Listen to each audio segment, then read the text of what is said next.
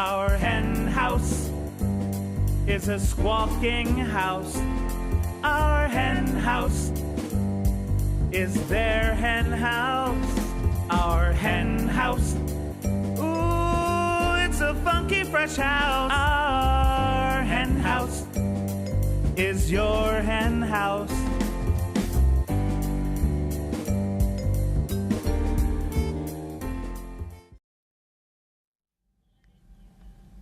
Hello and welcome to Our Hen House, a place to find our way to change the world for animals. Joining us today is Rose McCoy, who will be telling us all about her passionate activism, most recently on behalf of the orcas and other sea animals held captive by Seaworld, and how she has gotten nationwide attention for her efforts.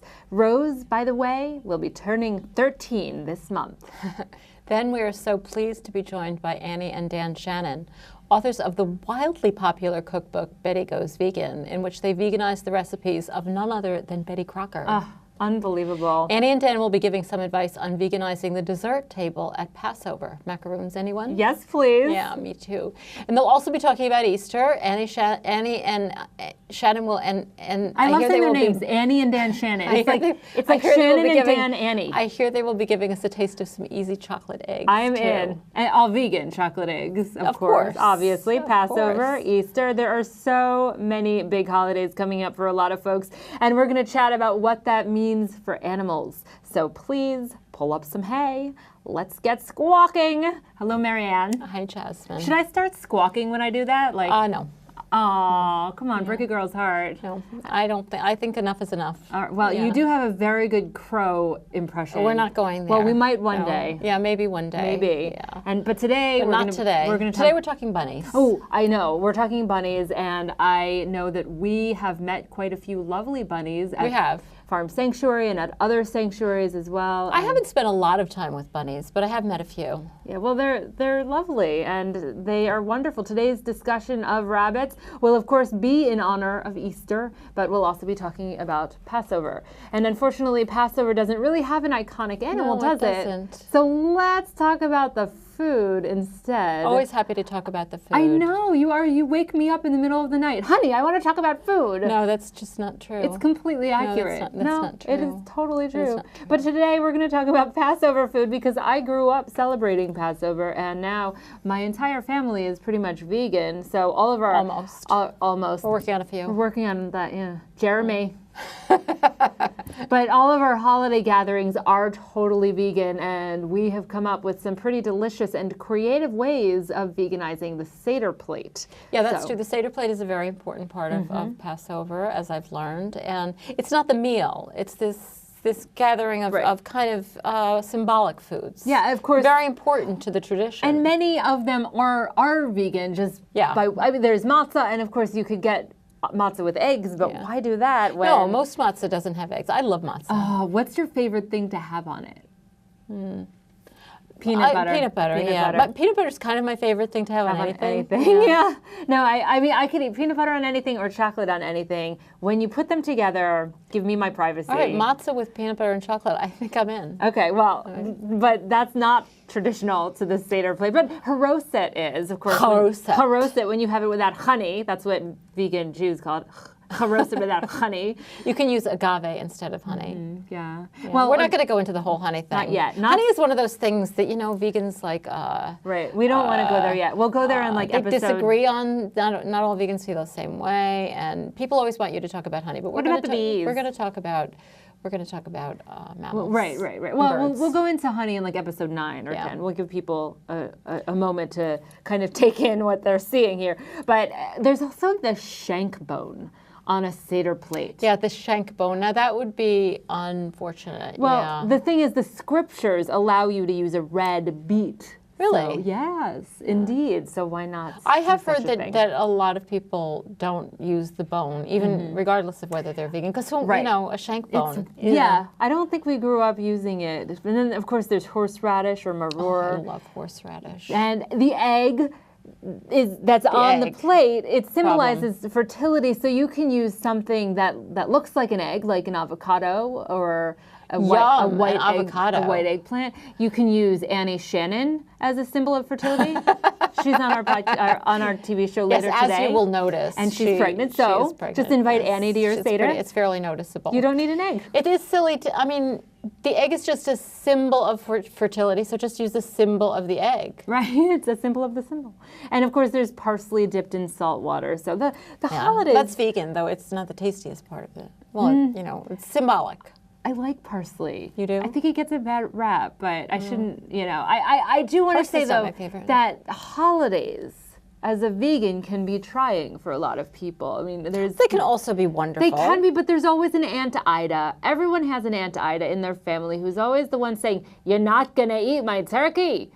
And maybe she doesn't talk like that. I don't have an Aunt Ida, and I don't have an aunt who sounds anything like that. Maybe she doesn't sound like that, but we all have an Aunt Ida. There's someone, maybe she doesn't say it like that, but she gives you the look. She's like, that look like, oh, really? I've never seen that look in my family until I married you. Oh, well, okay.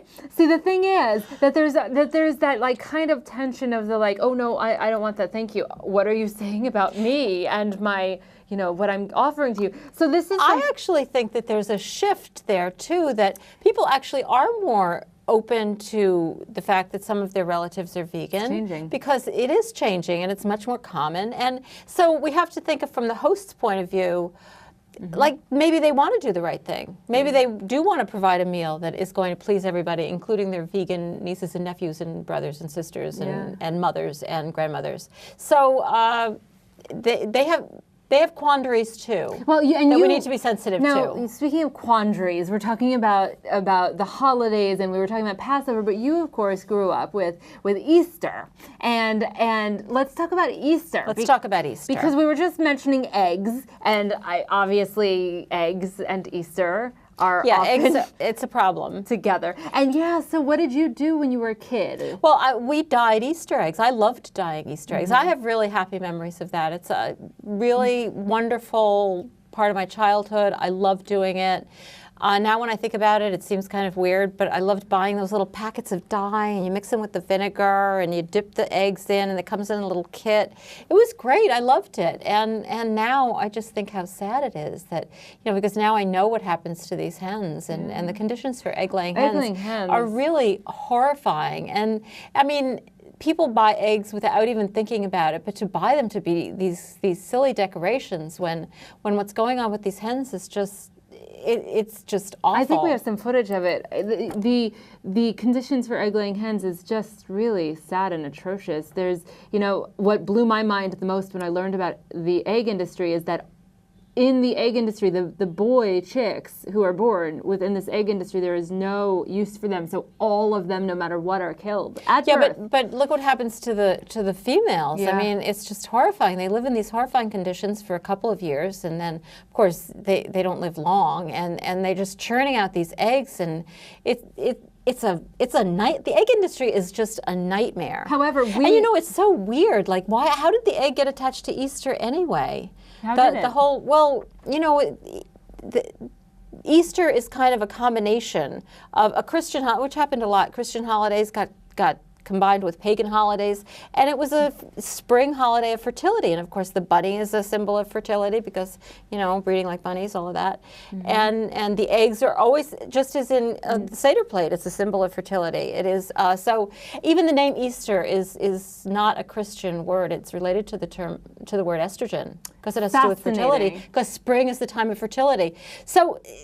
These traditions, I mean, I love traditions, and I am all for maintaining traditions, but we have to be sensible about them. Well, especially now that we have evolved, there are so many ways of celebrating this childhood that you were describing, and actually, you know what, I brought some vegan chocolate eggs. Yeah, chocolate eggs would seem to be the way to go. This is mean of me, because the book that we're going to show in a minute and these chocolate eggs that we brought, we actually got for your nieces and nephews. Yeah, I know. And I was like, let's bring them to the show today and eat the chocolate eggs and read the book. We're eating the chocolate eggs? You told me we were just bringing them. There's chocolate in front of me, honey. I mean, come on. But the point is that you could still celebrate the exact same things. Milkless Easter eggs. Yep.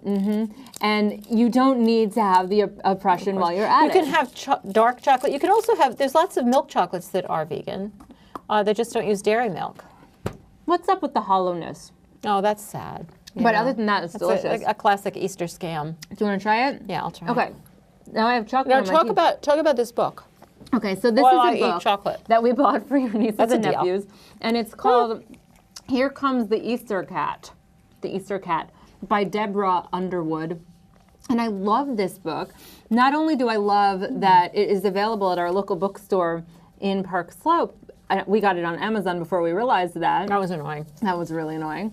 But it's just such a way of celebrating Easter, and it's not like a vegan message in it, but it doesn't have any animal exploitation in it. It's almost impossible to find Easter-themed books that don't have eggs in them. Sometimes that don't have ham on the table. You know, Right. all I was looking for wasn't a book that was going to push veganism on kids or even mention it, but that wasn't, you know, sending this opposite message that we should be exploiting animals. And it's all about, it does have the Easter bunny in it, and he does give out eggs, but they're all chocolate eggs. They're of course, fair trade, slavery-free, I'm sure. vegan. Well, he's the chocolate Easter egg. bunny. Right, the Wouldn't do anything wrong. Easter cat. So it's exciting. But it has the Easter bunny in there too. The Easter cat is the cat who wants to be the Easter bunny. Well, what I have to admit now is that even though we don't have kids ourselves, we know a thing or two about children's media, I admit. Because every morning... We're kind of experts. I shouldn't it's admit a field this. of expertise. I'm high on chocolate, and so I will say that every morning we watch cartoons and drink our cocoa. No shame. No, Well, little bit of shame. But in addition to that, we watch this show that's called The Wild current Thornberrys. favorite. It's not a new cartoon. It's like from maybe the 90s, maybe the 2000s. What do you call the 2000s? Like, what do you call that decade? It still doesn't have a name. I have no idea whatsoever. But you know, the one between 2000 and 2010. Yeah, that one. Somewhere Yeah, in there. the millenniums, I think. I was just told that in my ear. I cannot tell a lie. Maybe it was the voices in my head.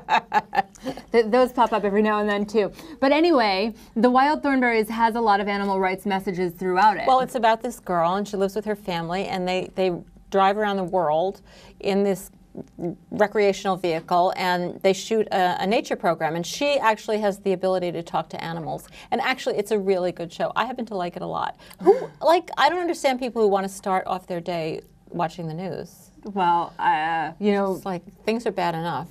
I used to watch the news, and then I met you, and I was like, she watches cartoons in the morning. It's cute. It is. It was charming. You but found then it was like- endearing. but then, you know, it's addictive, just like cocoa and like these Yeah, chocolate see, eggs. because I'm right. But anyway, we have gotten off topic, and I know we said before we're going to talk about What bunnies. was the top? Oh, bunnies. Rabbits, Easter, and we absolutely will. But before we do, I want to make one announcement about an upcoming event here in Brooklyn that I'm so excited about and that I want everyone to come to. On April 18th, Pine Box Rock Shop, which is a totally vegan bar, by It's the a great way. place. It's a very amazing. cool place. All of the drinks, all of the food is vegan. It's in Bushwick at 18 Groton Street. And it will be a fundraiser for our Hen House, since we are, in fact, a not-for-profit. And we're so excited about the lineup because, speaking of bunnies, Brer Rabbit will be playing. That's such a coincidence. Total coincidence. The name of the band actually has rabbit in it. I know. And also Joy Askew, who you heard on our show a couple weeks Joy ago. is unbelievable. Actually, the Brer Rabbit is as well. So I've never good. seen them in person. I can't wait. But they have this kind of acoustic, kind of bluegrass-inspired sound. Yeah, they're on tour, and they're stopping here in Brooklyn because Brooklyn is, after all, the center of the universe. And it's going to be what a I've heard. great time, so I hope that you could all make it there. Yeah, I'm really excited about it. too. And I do want to talk now about bunnies. Let's talk about bunnies. I'm going to put the eggs away. Rabbits are one of the few animals who are used for every single type of exploitation. Yeah, they are unique in that. It's really not a great way to be unique. Yeah, no kidding. I have to say, a few weeks ago when Leanne May Hilgart was on the show and we were talking about those muffs that you and I had. Yeah, I had as one kids, as a those kid. fur muffs. By the way, it's amazing how many times I could bring up muffs on the Our Hen All right, House move TV on. show. Okay. And we were talking about how we had those when we were both like 7 years old. Yeah, totally. Well, when I was 7 years old, I also had a rabbit's foot, which was fur. Yeah, I had one too. Now, what's fascinating about rabbits' feet is that A, they're rabbits' feet. Well, I don't know whether they're really. I think they're just little pieces And of rabbit B, fur. they're called rabbit's feet. Yeah, and I was okay with that. And I was fine with it. And you think, oh, well, here, honey, here's a rabbit's foot for you. Good luck. Oh, this will give me luck. I have a rabbit's foot. It's going to give me luck. And we just accept that, like it's okay. It's amazing to think about what we accept in our lives just because somebody at some point hands it to us and says it will give us luck or it will nourish us, and we don't even question that. What does that mean about us? Yeah, well, that's what's wrong with the world, isn't it? I can still remember. And then, you don't like until you like. think about something, you don't think about it. Like Well, there's probably things I do exactly. that I'm not thinking about that are awful. We and have to ask you ourselves. have to keep, because the world just teaches you crazy things. When you think back on all the crap you learned in high school, it's a wonder you can think at all. No kidding. But also, to quote the great Paul Simon. Rabbits are also so exploited as pets, especially around this time of the year, around Easter. I mean, well, they're exploited as everything. Rabbits are a popular pet, and of course some rabbits who are pets live wonderful lives, but too often people have so many misperceptions about them. I mean, and we'll be talking, we'll see a video about this a little later which will advise people what they should know if they're going to have a rabbit as a pet. But first and foremost, they shouldn't live in hutches. It's ridiculous. They need room to move around. They're house pets. They should live in the house, and they like to jump around. They're very fragile, too. I think a lot of people buy them for their little kids, but they drop them. And they don't really like to be held necessarily very much. Yeah, they're not. It's sad. And a lot of them are then brought to the shelter. There's loads of rabbits in the shelter. So if you do have the ability to take a rabbit into your house and treat them well, I highly recommend it, but too many people don't. They're also, of course, as we just pointed out, used as fur. And it's a really common, popular kind of fur, and very common for children. That's just particularly horrible. There's something weird about that. PETA did an undercover video, which I promise we're not going to show you. We're not showing it. On the Angora trade. Just a few months ago they did that. Oh my. We actually had it open. It's just awful. We had it on our computers when we were planning for this show, and we thought, well, we'll get to it later. We couldn't watch it. Yeah. We just couldn't do it, so we're not going to show it. But they are also used, of course, for animal testing. Yeah, they're very, very widely used in vivisection and cosmetics testing and in household products testing. Rabbits are one of the big animals that are used in those kind of businesses. And we do have a video about that. It's not actually live footage. It's animated. Yeah, it's animated. It's still not fun to watch. But I think sometimes watching an animated piece is just easier because it's one step removed. And it's by Lush. Yeah, they do great work. And the Humane Society International. So let's take a look at let's this look at 30-second animated video. It's really well done.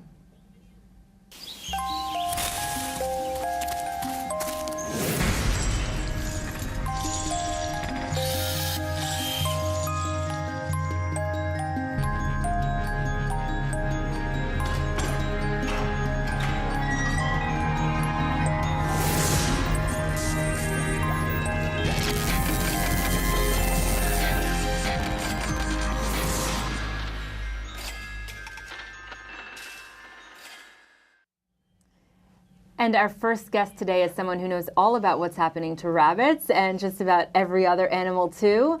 13-year-old Rose McCoy is an incredibly well-informed advocate. Yeah, lately Rose has been focusing on what's happening to animals at Seaworld, and she's been making quite a splash. Oh, you just said that, didn't you? You just said that. Wow. It was good. I really liked it. Watch this to get an idea of the kind of impact one person can have. Instead of being wowed by SeaWorld's green and blue float, Rose McCoy decided to climb over a barricade to protest it.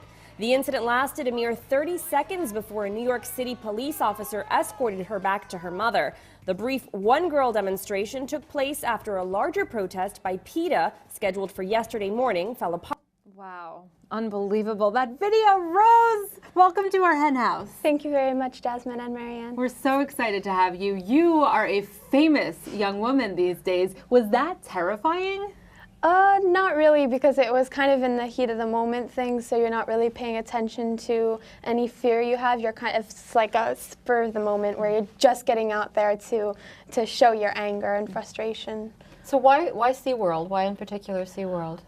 Well, Blackfish, I care about all of the animal exploiting industries, trying to get rid of them all, but Blackfish was very inspirational to try and, put SeaWorld to end, and I think it's a victory that can be made in the near future, and I think it's something that will, it's an easier victory than a lot of the other industries. And so seeing Blackfish and being more educated about that in particular, education gives you the necessity to do something. It certainly and does. So once you learn about the cruelty there, you have to do something. So yeah, I'm so inspired by you constantly and unendingly. Let's talk about what happened at the Macys Thanksgiving Day Parade. What went on? Well, we had a small protest going on. There was maybe 5 people who we were just going to whip out signs when the float passed down the route. But when it started coming down the route, it was a depiction of orcas in the wild and with their family, which is the total opposite of how they live at Seaworld in tiny concrete pools with orcas that are not part of their family. They're incompatible orcas from different pods who speak in different dialects and have very different cultures. And so I was so angry that I just felt like I had to get out where we were more visible, because obviously it's such a huge place that having a few people whipping out signs is going to impact some people, but not nearly as many as I wanted to know how frustrated and angry a lot of people are with SeaWorld. Did you expect it to get you really got a lot of attention because the press really picked up on it. Did you expect that? Well, PETA is very good with getting videos out and around, and it was a PETA protest, so I figured that with something like that, it's very likely for PETA to get it out to a lot of news. Oh, PETA gets it out, but the press really, the press doesn't always pick up on it, and they really did, and I think it's because of the issue is such an important one, and one that really is in the public's focus, and because you really made a great impression, and your courage really showed through. But tell us, the situation at the Rose Bowl parade was even a little bit more dramatic. Can you tell us what happened there? Right. Well, that was not a plan for me to run out there either. It was there was a few other activists who ran out, and again it was a different float this time, but it was still a depiction of orcas in the wild, so I was moved to also run out there and sit down with the rest of them in front of the float, and it resulted in getting it resulted in us getting arrested, and it made national news, and it was a huge deal. And there we got really good reception. There were people, giving us thumbs up and yelling SeaWorld sucks, and there were people who had their own homemade signs that were there they were there for the parade, but they also wanted to show their dislike for SeaWorld. Right. And That's so great. That's so great. One to of the hear. officers even shook my hand because he was great. so pleased. It's true what you're saying, Rose, that when people learn what's going on with animals, they're not a fan of the exploitation. They, like you, they want it to end. And I know that you really grew up as an activist because your parents are involved, and I remember seeing you at events when you were like 4 years old, just leafleting into like the cabs when we were walking along. And I'm just wondering, I don't even know how to ask this, because you grew up as a vegan, you grew up as an animal activist. At what point we had a moment where we were told what was happening to animals, and we thought, oh my goodness, like this is going on, we have to stop our behavior. But at what point do you realize animals are being exploited and they're being eaten, and does it shift your entire worldview? Does it change the way you look at the world? I grew up very, it's a common discussion at home, and I was raised to understand that that's why I went to protest, was because there were problems with the way that people behave towards animals, and that it has to change, and you have to be the change you want to see, like Mahatma Gandhi said, and that's why that's why I started that way, and that's why I grew up. I didn't have like an aha moment where it's like I can't believe people do this, but I was raised to understand that. What would you say to people who say that we shouldn't expose children to this information, that children should be protected from knowing this? Well, I think that in order to do the right thing, you have to understand the wrong thing, and the only way to understand it is if you're shown it and, you know, given the truth. And, you know, sometimes the truth is gruesome, but you have to know it. Yeah. So you have to know it before you do something about it. I wouldn't want to lie to my children. And I have a couple other questions for you. You just mentioned Mahatma Gandhi, and I know that you're a big fan of Cesar Chavez. Yeah. And your mom was telling me that you sometimes walk around quoting Cesar Chavez. I'm not even sure people even know that Cesar Chavez had an animal rights streak. Yeah. So can you tell us what it is that you love so much about Cesar Chavez, and maybe share your favorite quote with us? Well, he was so tremendous in the way he was a very effective advocate for various people. He was obviously the Farmers Union and creating that and making it so powerful, and then, or as powerful as it got. And then he was also an animal.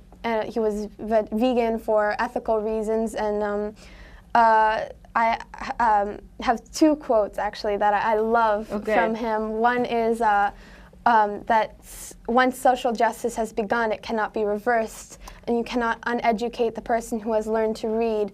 You cannot embarrass the person who has pride, and you cannot oppress the person who no longer has fear. And then the other one is, in a way, we have to work twice as hard to make people understand that animals are beings like us, and that we must love them the way we love ourselves. So those quotes alone, they speak for why I love him. Put those two together and they kind of say it all. Yeah, they really do. They do. And I know that you're also very involved in school with animal rights, and you're opening the eyes of a lot of your classmates. Can you talk a little bit about the impact you have? You go to a public school? Yes, I do. And how do your friends react to Rose McCoy? I got a lot of positive reactions from the fellow students, and has actually been a very productive, very productive relationships. One of the girls who I met, she was vegetarian already, and she went vegan, and then two of my friends went vegetarian, and so the other one who's already vegetarian, she's working on being vegan. So it's been a very productive. We've only known them 2 years. Is there like a club, like an animal rights club that you have? I started a club, and they were the first. The 5 of them were the first who came to the club, and so we've kind of worked on getting other people to come, and it's a growing process. And we have like little goal cards that we do, and people are cutting out meat in their diets with, like, maybe 1 meal a week. Where they usually would sit down and eat chicken or eat a pig, they won't do that then for like once a week, and then gradually over time they cut it out little by little. You must run into a lot of kids who really don't know what's going on with animals. And how do they react when they find out? Well, a lot of kids really do love animals, and it's kind of bullied out of them as they get older by their parents. So a lot when they hear about it and they find out, they're horrified, and they really want to change. And sometimes they feel like it's not exactly an easy change, maybe because of pressure at home from their parents, maybe because of their ethnic background, or maybe because they love the way that it tastes, or whatever reason. And so that's another part of the club, is we try and help people who feel maybe they won't be as accepted at home. We try and help them with ways that they can, explain to their parents and their siblings, or if they don't know good alternatives, we give, this is a place that you can go, or this is a place you can go. And actually, it alternates from week to week between a few of us, but we'll bring in like vegan goodies for the people in the class. So like, donuts and cookies and stuff, and all vegan, of course. So something like great food to get the message across. No kidding. And I think I know the answer to this, but you're 13, and when I was 13, aside from the fact that I'm not even kidding, I had a Save the Males poster on my ceiling. Not Save the Whales, like Save the Males. That's just bizarre in so many ways. For so many reasons. Anyway. Not that we want to get rid of the males. Let's not. But it was like of let's men's not spread butts. rumors like that. That was what the poster was, just like all these butts. You're so much more involved than me. I know, I'm disturbed too. But anyway, my point in saying this is that I did know what I wanted to do when I grew up. At least I knew I wanted to write. And I knew I wanted to present. And I think that you also have, it took me a while to get to the kind of social consciousness that you got to by the time you were 2. But you, I think, have a plan for your future. Can you share that with us? Well, I would very much like to work for PETA. That's where I really want to go.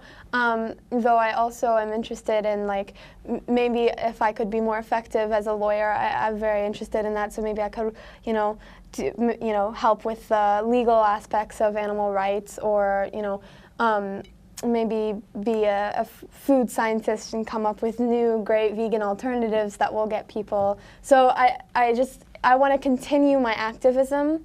Though I'm not quite sure how I'll do that yet, but I'm pretty sure I think it's that okay. I want to go with. I think it's okay at 13 to not know the exact method. Yeah, well, I think who knows what changes will have happened by then, that maybe the best way to do things then will be very different than they are now, because I really think that right. As you said, food science, that's just growing by leaps and bounds, and it's going to change the world. And you're 13, so you'll be in college in 5 years if you choose to go to college. Can you tell us what vision you would want to see in the world for 5 years from now?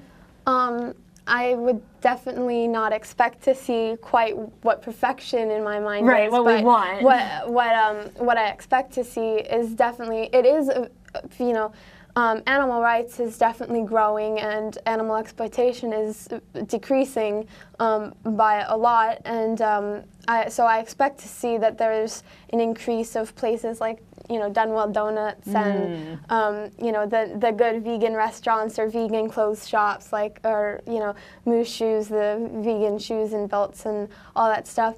And a decrease in places like, McDonald's and KFC and all those, places that exploit and abuse animals. So. Yeah, totally, and it all just fits together as people find out that these products exist, that they're delicious or they're beautiful and they're good for them. I mean, it's just so much easier for people to make change. So much easier knowing the future is bright. The future is in her hands, and that gives me hope. And I'm wondering, I know you love your parents, but can we adopt you? I mean, come on, just maybe. I think your parents are doing a fairly good job. I guess so. Fine. Maybe like the wild Thornberrys is a very a big attraction for me to. Yes. Every morning you'll get to watch. They do not watch cartoons in the morning, which is not. Come not over and as watch cartoons. Come over and watch cartoons. Rose, thank you so much for joining us today on our Hen House. I hope that you will stick around, because Annie and Dan Shannon, which is such a fun name to say. Let's all say it on the count of 3. 1, 2, 3. Annie and Dan Shannon. It's so much fun. I can't get over it. Stay, because they're going to be making macaroons, and we need your help. And you are so inspiring, and we are truly going to be inspired in totally different ways, because our next guests, Annie and Dan Shannon, are experts at inspiring everyone to create and eat delicious vegan food, and they're going to be showing us how to make some yummy holiday treats. So please hang around and try some of what they make and what they're putting together for the holidays. I cannot wait. I'm so excited about food. This. Yay. Yeah, food. But in case you're inspired by our bunny information to adopt a homeless rabbit, we're first going to show you some information from Amy Sedaris and the House Rabbit Society on what you're really getting yourself into, both the difficulties and, of course, the joys of having a pet rabbit.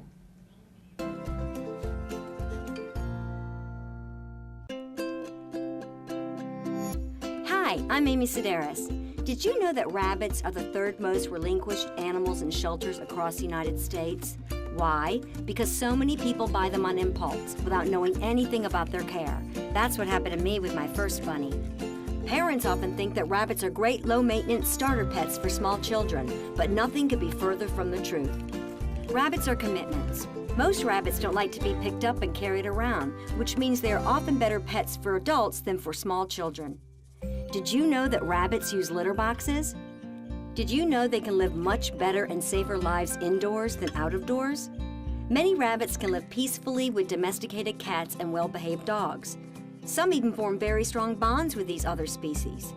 They love the companionship of their own species, but both males and females must be spayed and neutered so they can live peacefully together without having litters every month.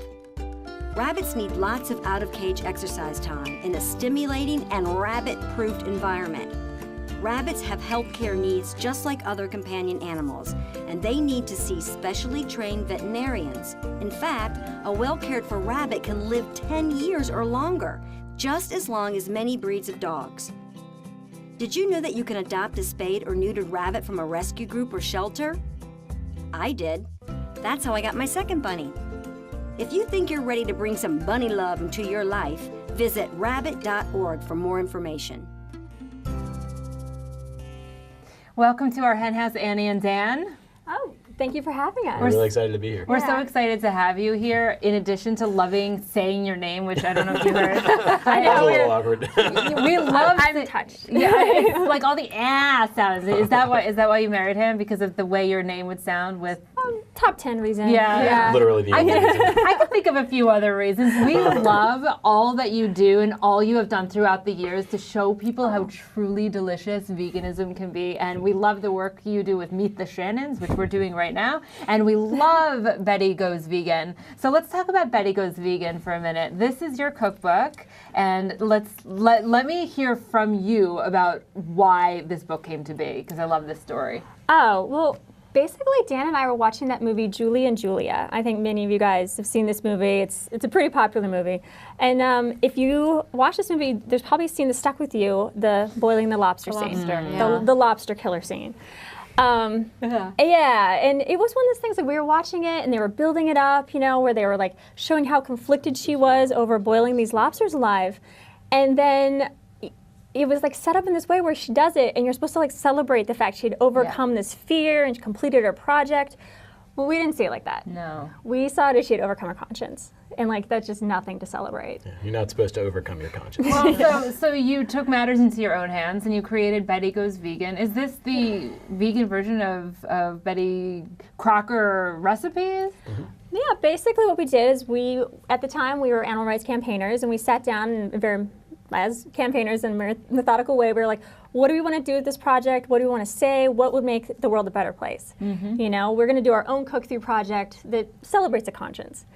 And so, we found Betty Crocker because Betty Crocker has this like long-standing reputation of taking like everyday ingredients you'd find at a grocery store and just using them to their maximum potential to show how awesome they are. Mm-hmm. And that's what we wanted to do with all those new products that are out there. Things like, chia seeds and flax seeds and like Gardein burgers and tofurkey roasts. And 3 years later, we have this book and we have this blog. It's an amazing book.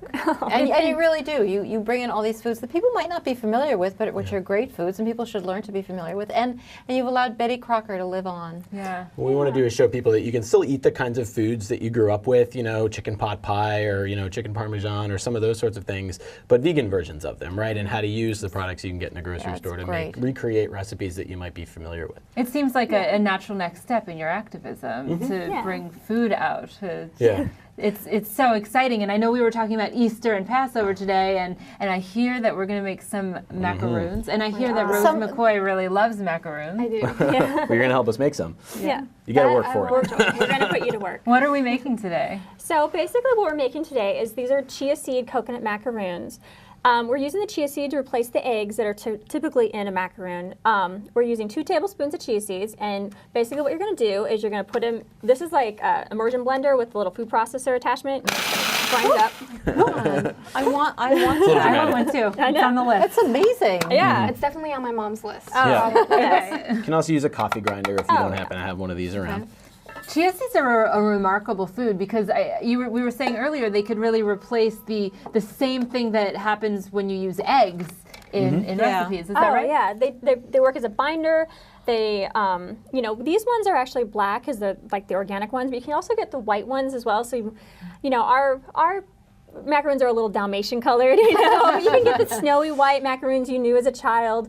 using the white chia seeds. And so, yeah, they can They're do so anything. good for you. They're so good for you.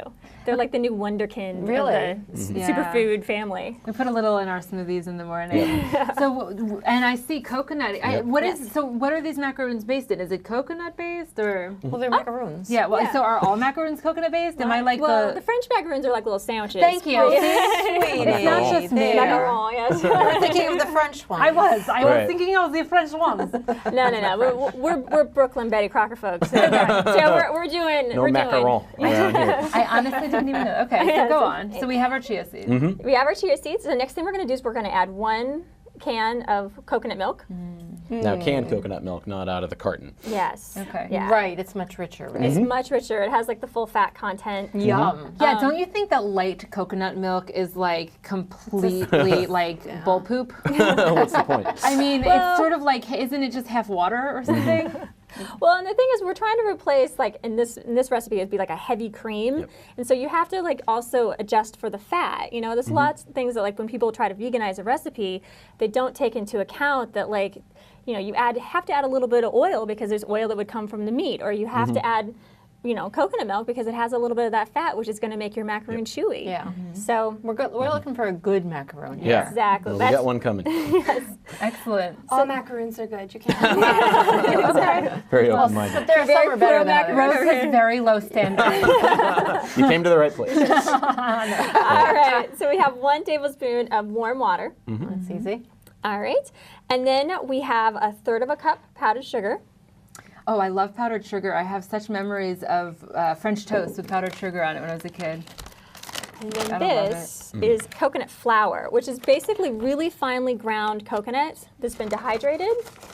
Coconut flour is kind of all the rage. Oh, I love coconut flour. I guess It's so because of the good. gluten-free thing. A lot Yeah. of people are using coconut flour, but I never heard of it until like a year ago, and now it's everywhere. I haven't heard of it until right now. We're educating Rose Go McCoy. home and make pancakes with it. It's so good. See All that. right, and then we are going to whisk that together. And You're a good whisker. You're seeing a little microcosm of our marriage right here. Annie just tells me what to do, in and I do addition to it. having the name Shannon, That's he's a right. good whisker. So that was also on the top 10 list, I'm sure. I can also yeah. carry groceries home. Like Okay, Jen. no. yeah. Great at dishes. Wow, You don't live so too many far talents. from us, Stan. I'm That's just right. saying. Excellent. Yeah, because you're also in Brooklyn. You That's have a lot right. of Brooklyn pride here. represent. Represent. So we've whisked. We whisked, okay, and then now we're going to add, it's 1 bag, a 14-ounce bag of shredded coconut. And you want to make sure you get the big, like long, stringy coconut, because that's, when you put it in the oven, like the little tips are the parts that get browned, you know? So if you get the coconuts that's been like ground up too much or too big or whatever, you're not going to get that. You're not going to get your aunt's macaroons. The inside All right, out. we're getting the exact information No here. We're kidding. getting long shreds. Very Yeah. thorough. Yes. Oh, this is let's what- this is actually what our tilt, book is- tilt it up a little bit so that Yeah. we can So so we people can can see show. it. Yeah, that looks lovely. Yeah. I could just eat that. Yeah. Yeah. well, breakfast? I won't lie, I've eaten. Yeah. It's good. It's rare I mean, when the that's cookies another- actually that's make it into another- the oven. Like eating cookie dough. That's Yeah. another good thing about Right. vegan baking is that we're not going to risk getting salmonella or whatever you get from eating raw eggs. So I just did it anyway. Yeah. You can put it back down now. All right. You're at an All right. awkward angle. So now we're to the point where we're making the little cookies. Okay. and I want We're gonna- Rose So said we're she's gonna going to help switch with here. that. I'm getting out of the way. I don't All want right. to screw anything up. So you're going to help me out. So tell us what we're going to do. Basically, you're going to take about a small amount that's going to fill your palm, and you're very lightly going to make it into a little ball. But you don't want to make it into too much of one because you want those little edges popping out. And then you're going to put it down. There's technique involved here, I technique, can yeah. tell. Yep. Mine's a little too bald. Yeah. Ooh, good job. Without hair. Oh, this Good. is just. All right. I'm just gonna. You get move nice and this out messy, of the way. like Yeah. you should when you bake. Oh, That's, yes. that's part That's of what makes the- it fun. That's part of the whole trip. But while you're making these, I'd love to know, Annie, when did you realize that you were really good at this? Because I know, as you said, you're a campaigner. You have a background in being an animal rights activist. I know you did that for many, many years, as did you, Dan. So when did you say, I actually have quite a knack for this? Because Stan seems to be saying that it's you who is the cooking genius. No, we're I'm a team. I'm the legwork. You know, when we were actually living in Norfolk, Virginia, when Dan was working at PETA, we used to have traveling campaigners coming through all the time to stay with us. And like we would also too, you kind of become really close because there's not a whole lot to do in Norfolk, Virginia. So we would have these like potlucks all the time. And you know, if you think about it, there's people who have been vegan for like, I mean, I've been vegan for 26 years, a very long time. And Dan's been vegan for how long? 17 years. 17 years. And So you guys have been vegan since you were kids? yeah, Basically. I actually have been vegan since I was your age. Oh, okay. Yeah. Aww. And so, yeah. You can't adopt her. You're having one of your Yeah, we're good on that She's front. from I aren't want we? all to the vegan adopt. kids. No, but we would be with these potlucks with people who had also been vegan that long. And the competition at PETA potlucks, I'm going to tell you right now, man. it's fierce. Like, it is a very competitive potluck situation. You do not bring hummus and chips to a PETA potluck. I'm frightened just thinking about it. Yeah, so You don't pick up the box of Oreos, which are That's right. which the are way, vegan. yeah. So, I mean, and so yeah, we kind of had to up our game. We started upping our game, and then the Betty Crocker project came out, and then we had to invite people over to eat our food, and so people would come and stop by our apartment after work, and it just kind of became its own thing, you know. And then we moved to Brooklyn, and now it's like I have to, you know, send out emails being like, okay, we're gonna have cheesecake this week. Come eat it. You know what I mean? So hint. Yeah, no kidding. You might want to move to Brooklyn if you don't live here already, because you know Dan could carry your groceries, and then you could go eat their, you know, actually you do. You wouldn't need groceries. You just go to eat at their place. Yeah, exactly. That's actually That's a very. huge plus. Save a lot of money. So, and you have another cookbook that you're working on right now, or? We are. We just finished our second cookbook. It's coming out in 2015. It's called Vegan Kitchen Wisdom, based off Julia Child's Kitchen Wisdom book. Oh, so you're And finally taking on Julia. we are. We're dabbling in Julia a little bit. But primarily the book, though, is about saving money and saving time and reducing waste in your kitchen. And we veganized 200 recipes from the Great Depression and World War II. Oh my God, And that's so cool. Yeah, and so we're really trying to show people how to like reuse leftovers, how to store their food so you don't have to end up throwing so much away. And it's been very, I have to tell you, the last year working on this book has been eye-opening, like how much food that we waste, and like learning about how to like, you know, use fresh herbs so we don't end up like, we can buy fresh herbs and still save money. Like you can use fresh herbs and you can make it last for like 4 different meals, you know, and like it's been amazing. We made, also too, it's been nice because when we did Betty, I mean Betty Crocker, the Betty Crocker project in this book is like, it's all about how to use vegan products.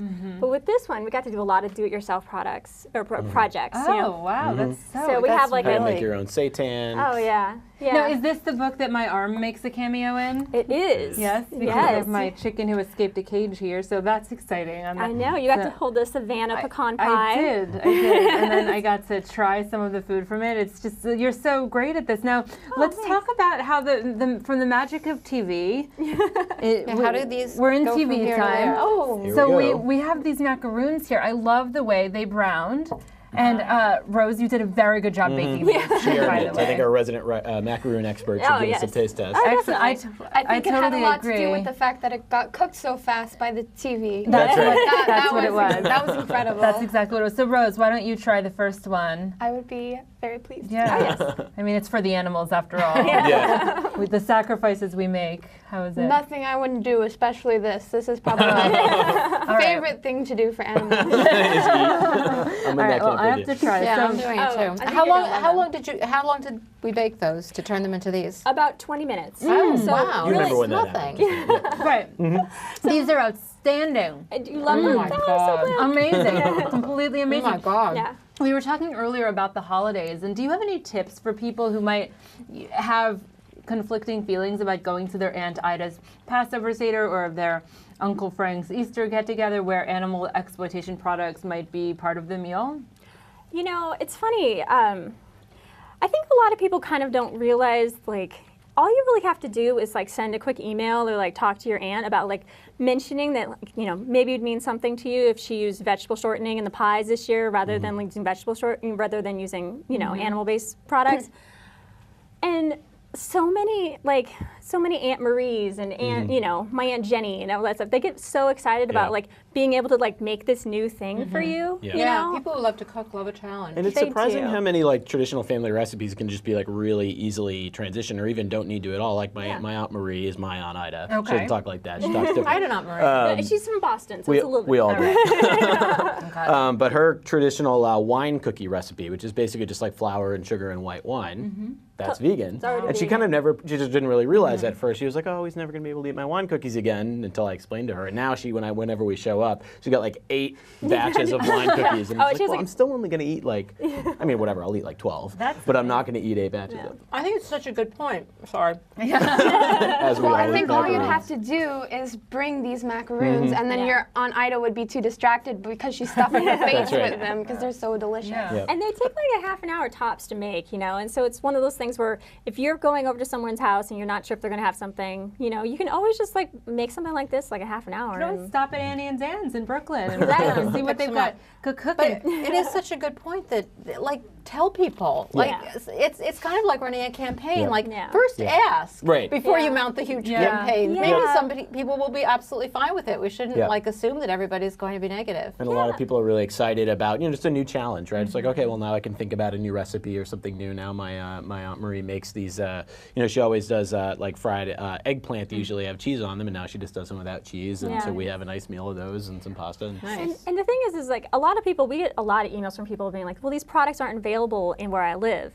And the thing is that they weren't available where we lived either. But we went to the grocery store and said, hey, you have a vegan living in your neighborhood. And then we had our friends go to the grocery store and like fill out those comment cards. And then they became available in our where we lived. And so we really want to encourage people too that like, people flip through Betty Goes Vegan, they're just like, oh, well, I can't find tofurkey slices where I live. And so it's like, all you have to do is fill out comment cards. Ask. Yeah. Just ask. Most stores, if you tell them, I will buy this, if you sell it to me, have it. what they do is sell you stuff. So it's in their best interest. Well, they're happy to do it. Let's talk about Easter now, because before we started, we were chatting with Rose, who of course was raised vegan, as you're about to raise a little one vegan yourself. Yes. And I was really intrigued by the fact that you, of course, celebrated Easter just like Marianne did, except there was no, eggs, and there was no chocolate eggs. Well, there was chocolate eggs, but there was no, chicken's eggs. And what did you do to celebrate Easter? Well, what I like looking for things, and so on Easter morning I'd wake up and I'd like wake up my parents because I was so excited I wouldn't let them sleep in. Like it's only 6 o'clock. Come on, get up. So and then there would be vegan dark chocolate eggs like hidden around in different places, and that they'd hidden during the night. And one of the reasons they didn't want to get up at 6 o'clock. And they went to bed at 5. So you'd wake up and look for them. Forget us adopting you. I want your parents to adopt us. I know. Like that is so much better than finding a hard-boiled egg. To find a chocolate egg. What if you don't find it? I know. Well, that used to happen all the time. They're finding the rotten egg like in July. But you actually brought some Easter treats as well. Let's see what we have here. So speaking of eggs. Oh, wow. Do you have it? Now, are these incredibly hard to make? They look so fancy. Not absolutely. They're so easy to make. Basically, they're shortbread cookie with a little bit of a peanut butter filling, and then we just drizzled dark chocolate over the top. Peanut butter filling? Did you see I had a chocolate egg before that was empty? Yeah, these ones are better. I'm sorry, Rose, but I'm actually taking the first stroke of this. And this is in Betty Goes Vegan. It's one of the last recipes, page 470. And if you really want to get your Easter on, yes, you can do little bunny versions of them. Those are the cutest things I've ever seen. There's little heart noses here. So are these the same thing? Yeah, they're the same thing. Basically, here you go. We found this little cookie cutter at Target for like 99 cents that is like, it's a bunny, but if you take out the ears, it's an egg. So we're all about reusing things. Yes, I love it. These are unbelievable. Oh, I'm so glad you like it. Well, I mean, chocolate and peanut butter. How can you go wrong? I think I have chocolate. I know. I didn't think anyone could cook as well as my mom, and I think she's going to be offended to hear that these are. You're coming home with me for your own protection. She's got a new competitor. Oh no! She's gonna come charging on the set now. Well, I know. Like a cook-off. If someone's going to be your competitor, I guess it could be Annie Shannon. It's so wonderful to have you both with us, and we're just so delighted about everything that you're doing to change the world for animals. Oh, well, thank you so much and about all this chocolate. And about all this chocolate. And anyone who brings good, vegan recipes into the world deserves like hundreds of medals. Yes, and to hear everything. Smile. Yeah, and to create amazing food. And if you want more of Annie and Dan's cooking ideas and non-cooking ideas as well, because you have a few other ideas, a few opinions on some things, check them out at meettheshannons.com or on Facebook at Vegan Foods Equals Joy. And it does, in fact, equal joy. It does. And I can attest to that. You can. These are evidence of that. Yeah, I know. I'm a little worried that people are going to steal this, so I'm just going to start ordering it. And of course, you can find their cookbook, Betty Goes Vegan, pretty much anywhere, which is really exciting. And I just want to also say that I was complaining to Annie recently about how many emails I had gotten that weekend. It was like a couple hundred. And she just sat there and nodded. And a few minutes later, she mentioned she had gotten 7,000 emails over a weekend. And I think that's a testament to, I mean, people must turn to you for advice all the time because their food is just so amazing. Well, there's so many vegans who don't live somewhere like Brooklyn, right, where there's amazing vegan restaurants and amazing vegan grocery stores and are trying to sort of figure out what to do with what they have access to. And, you know, our book is really designed to try to help people through that. And it's doing that. It's doing just that. And so thank you. And thank you, Rose, for all that you're doing in this world and for making these macaroons, which you pointed out earlier look like little fluffy bunnies. So we could combine Passover and Easter. Oh, yes. Why not? And thank you, our darling viewers, so much for joining us once again here on our Hen House. And remember, you can find our podcast on iTunes, Stitcher, and on the Our Hen House online magazine, which you can find at ourhenhouse.org. And we look forward to seeing you with a brand new show next week. Don't forget, you can always find our latest show at ourhenhouse.org/TV. Please watch, and of course, please share. And we'll see you next week. I'm going to eat up now. I'm going to eat. The crew I'm taking the rest home. They're about to I can't eat the samples, so It's a squawking I'm like, house. easy. Our hen house is their hen house. Our hen house. Ooh, it's a funky fresh house. Our hen house is your hen house.